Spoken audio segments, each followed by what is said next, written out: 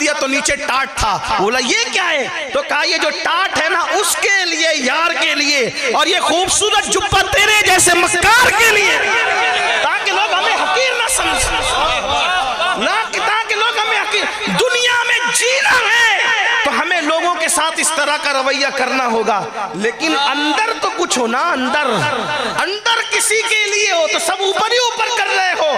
تو ہمیں عزت کپڑوں سے نہیں، ہمیں عزت قیمتی موبائل سے نہیں، ہمیں عزت کاروں سے نہیں. آپ کو پتہ عزت ملنا کیسے ہے؟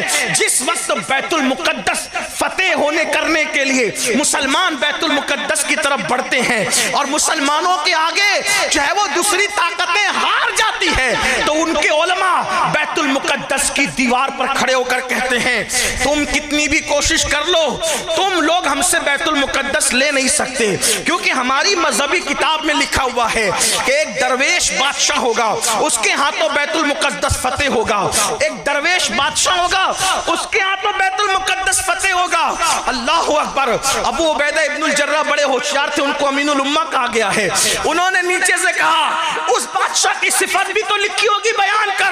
تو کہا ہاں تیرا چہرہ گول ہے، تو فتح کرنے آیا نا بیت المقدس، تیرا چہرہ گول ہے، تو نہ کر سکے گا.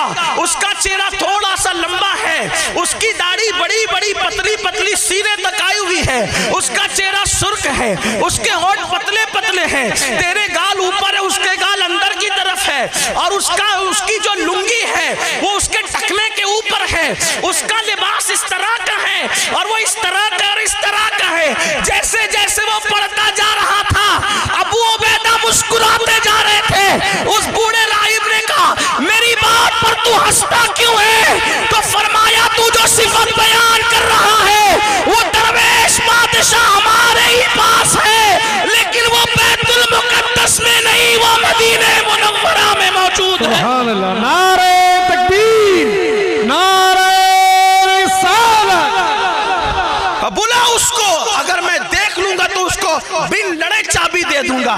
پھر ابو عبیدہ خط لکھتے امیر المومنین جانشین رسول فاروق اعظم سیدنا عمر ابن الخطاب غیث المنافقین امام المجاہدین امام المشاہدین فی رب العالمین. اللہ اکبر. میرے نبی کا جانشین، میرے نبی کا پروردہ، میرے نبی کا تربیت یافتہ، جس کو رسول اللہ نے سایا سجایا سوارا نکھارا اور اتنا بلند کر دیا کہ آقا فرماتے میرے بعد کوئی نبی ہوتا تو وہ عمر ابن خطاب ہوتے. لا نبی بعدی، مگر میرے بعد کوئی نبی نہیں. 3 بر اعظموں کا حاکم، ایک ملک کا نہیں،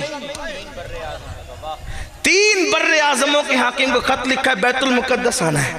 آج دیکھ لو دنیا کے وزیروں کو ایک ملک سے دوسرے ملک جاتے تو کتنا اتراتے ہیں، پھر بھی حال یہ ہوتا ہے کہ لوگ نظر اٹھا کر دیکھتے بھی نہیں.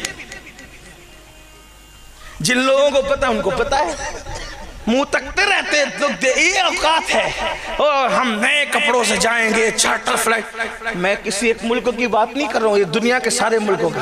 ورنہ کوئی ملک کا آدمی، پڑوسی ملک کا آدمی، اڑوسی ملک کا آدمی مجھ پہ ناراض ہو جائے کہ آپ ہمارے ملک کا.